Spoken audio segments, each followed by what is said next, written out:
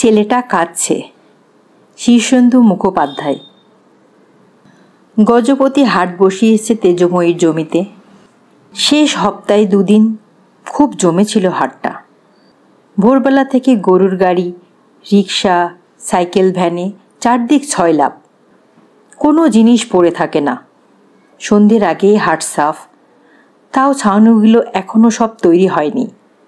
জমি উঁচু করতে যে কাদামাটি ফেলা হয়েছিল তা এখনও ভসভসে। তাতে হাজার পায়ের ছাপ রোদে শুকিয়ে ঢেউ ঢেউ হয়ে আছে। দুপুরবেলা জনমনীষী নেই। এক হাতে মাথায় ছাতা, অন্য হাতে হ্যান্ডেল ধরে সাইকেল চালিয়ে নাড়াল থেকে ফেরার পথে গজপতি ফাঁকা হাটটার সামনে এসে নেমে পড়ল। তার মনটা ভালো নেই। লম্বা ছাউনি, মোট 14খানা, ছোট গোটা 10। খড়, বাঁশ আর কাঠের খুঁটির এইসব চালা পয়লা ঝড়েই উড়ে যাবে। গজপতির খুব ইচ্ছে হচ্ছে চালার মেঝেগুলো ইট দিয়ে বাঁধিয়ে দিতে। খরচের ভয় তেমন নেই। প্রথম 6 মাস খাজনা না দিলেও তারপর থেকে হাটের আয় দিয়ে ভালোই হবে, পুষিয়ে যাবে সব। কিন্তু মুশকিল হলো জমিটার একজন 4 আনির হিস্সাদার আছে। সে যে কবে উদয় হয় তা নিয়েই সে চিন্তা করছে। ঠেকা দেওয়া কাঠিতে সাইকেলটা দাঁড় করিয়ে এই রোদে গজপতি জমিতে নেমে পড়ল। 2 চালা এর মধ্যেই একটু হেলে পড়েছে। কয়েকবার চালার খড় টেনে নিয়ে কেউ চলে গিয়েছে। এসব অবশ্য হবেই। গজপতি ঘুরে ঘুরে পায়ের ছাপই দেখছিল। তেজময়ীর এই হাটে মানুষ আসছে। মানুষ যেখানে আসে সেটাই তো তীর্থ। রাজবাড়ির পিলখানায় বহুকাল আগে একসঙ্গে 14টা হাতি দেখেছিল গজপতি। সুর দোলাচ্ছে, শরীর দোলাচ্ছে, একসঙ্গে 14 হাতি। কি যে সুন্দর, কি যে অবাক করা দৃশ্য। ইচ্ছে ছিল নিজে একটা পিলখানা বানাবে। ঠিক ওই রকম 14টা হাতি থাকবে তাতে। সারাদিন হেলবে আর দুলবে। ছেলেবেলায় মনের জমিতে কত আগাছা জন্মায়।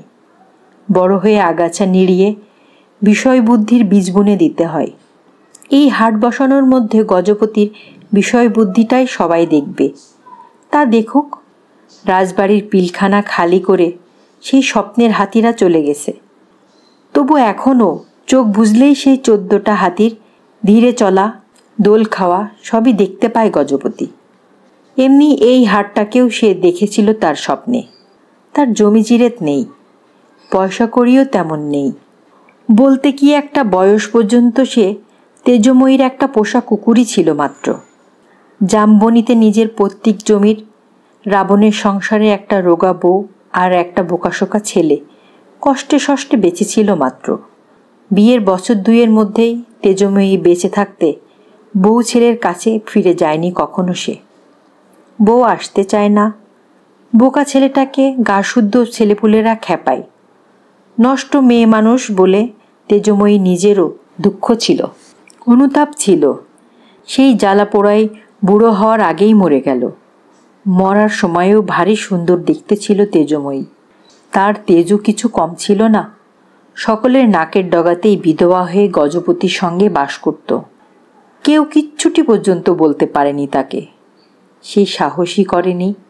এমনকি স্কুলের হেডমিস্ট্রেস পদ থেকে তাকে সরানোর কথাও কখনো ওঠেনি। তেজময়ীর স্বপ্ন ছিল এই স্কুলটা। দিন রাত তার এই ছিল ধ্যান জ্ঞান। গজপতি তেজময়ীর কাজে লাগত বটে, কিন্তু তার জীবনের কোনো অংশে সে ছিল না। গজপতি ভাবে সে না হয়ে অন্য কেউ হলেও বোধহয় তেজময়ীর চলে যেত।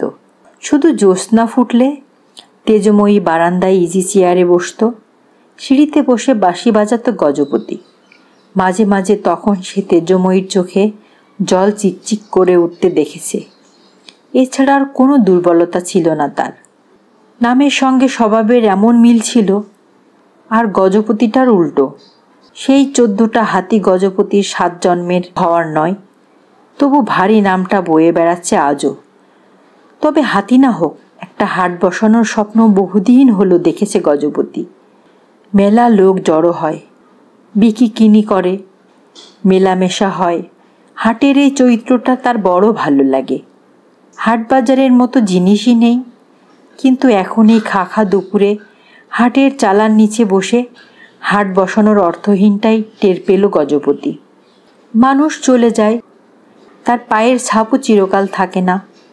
তবে থাকে কি, 2 বিঘে জমি, কিছু নগদ টাকা পয়সা গজপতি পেল তেজময়ীর মরার পর। তাই দিয়ে এই হাট।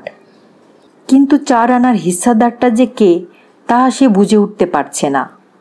2-4খানা চিঠি লিখেও কোনো জবাব মেলেনি। বেঁচে থাকতে তেজময়ীর মুখ থেকেও নামটা কখনো ফসকায়নি।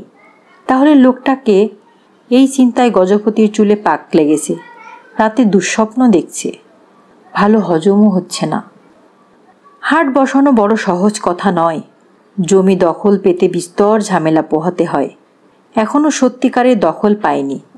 হাট বসানোর অনুমতি আদায় করা, ঢোল শহরত লোকে জানান দেওয়া, ব্যাপারীকে ঠেলে ঠুলে নিয়ে আসা, এই করতে গিয়ে গজপতির কণ্ঠমনে বেরিয়ে পড়েছে। তবু একটু খুঁত থেকে গেল। সে ওই যোগেন ঘোষ 4 আনার হিস্সাদার।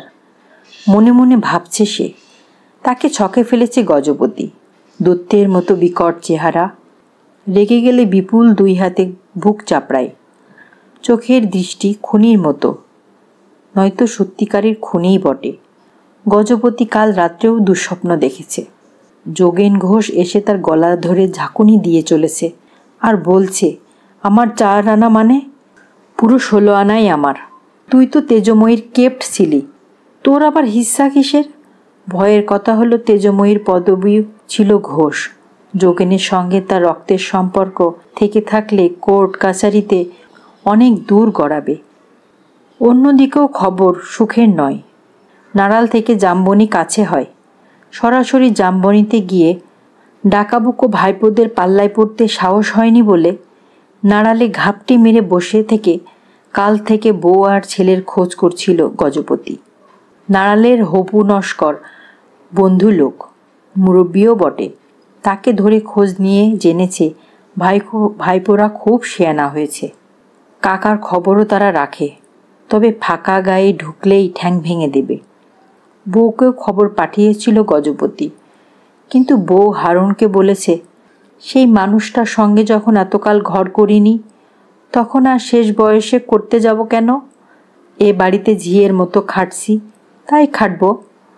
গজপতির বোকা ছেলেটা যে বাড়িতে গরু টরু রাখে, সে নাকি ভারী বিয়ে পাগল। গায়ের লোকেরা তার পিছুতে লাগে অহরহ। ভাবলে কষ্ট হয়, বোকা ছেলেটার পিছুতে কেন লাগে সবাই? ছাতাটা মুড়ে একটা চালার নিচে বসে আছে গজপতি। বৈশাখের রোদে আদিগন্ত জ্বলছে, বড্ড খরা। তেজময়ূরও কোনো ছেলেপুলে ছিল না। কথাটা ভাবতে ভাবতে সে একটা ময়লা নেতার মতো রুমাল বের করে মুখের ঘামটা আর ধুলো মুছে নিল। গলাটা শুকিয়ে আছে তেষ্টায়। হাটে জলের বন্দোবস্ত নেই, করতে হবে, নইলে এই মাঠের হাট অকালে পাততাড়ি গোটাবে। গেল হপ্তায় 2 দিনও হাটের লোক আশেপাশের পুকুর বা টিউবওয়েলের থেকে জল খেতে গিয়ে পড়শিদের ঢিল আর গালমন্দ খেয়েছে। হবেই তো, সবই হবে। মস্ত ইদারা বা পুকুর, টিপকল সবই বসাতে হবে। মাঠটা ছেয়ে যাবে দোতলায়।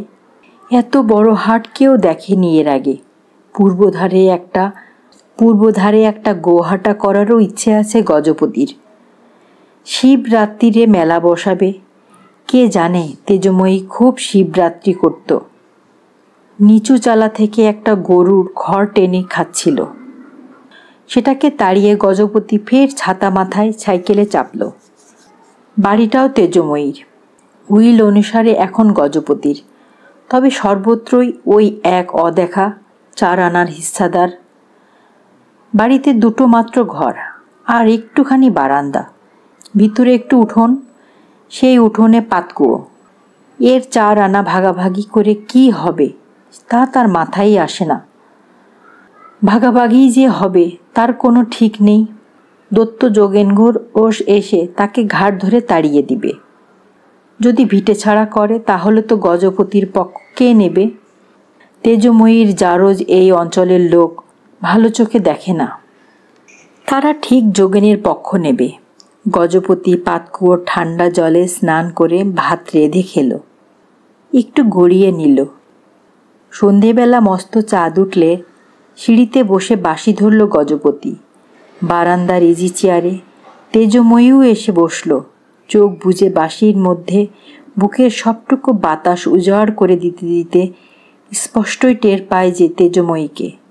এত লোক থাকতে এই সুন্দর মেয়েটা যে কেন গজপতিকেই তুলে এনেছিল তা কখনো জেনে নেওয়া হয়নি। সত্যি বটে, বয়সকালে গজপতির চেহারাটা ছিল কেষ্ট ঠাকুরের মতো। মাজা রং, ঢুলু ঢুলু চোখ, টলটলে মুখ, আর ছিল বাঁশি। কিন্তু শুধু এটুকুতেই ভুলবার মানুষ তো নয় তেজময়ী। তবে জ্যোৎস্নাটা বড় ঝাঝা করছে, গুলিয়ে যাচ্ছে সব কিছু। একটা বয়সের পর জ্যোৎস্নাটাও ভালো লাগে না বোধ হয়। কিছুই তো আর থেমে নেই, সব পাল্টে যাচ্ছে। গজপতি কেষ্ট ঠাকুরের মতো চেহারাটা এখন শুকিয়ে হকি। বাঁশির দমেও আজকাল টানাটানি। তেজময়ী নেই, খামোখা চাঁদটা জ্যোৎস্নার কেরানি দেখাচ্ছে। ভারী ছটফট করছে মনটা। তার বোকা ছেলেটাকে কারা ঢিল মারে। একটা রিকশা এসে থেমে আছে সড়কে। এতক্ষণ লক্ষ্য করেনি গজপতি। একটা মোটা মতো লোক নেমে পয়সা দিচ্ছে এতক্ষণে। গজপতি চেয়ে রইল। লোকটা একটা বাক্স হাতে সোজা সামনে এসে বলল, বেশ বাজান তো মশাই, শুনতে ইচ্ছে করে। গজপতি জ্যোৎস্নায় লোকটাকে ঠাওর করতে এক কোণে বসেছিল। লোকটা বলল, চিনবেন না, রানীগঞ্জ থেকে আসছি চিঠি পেয়ে।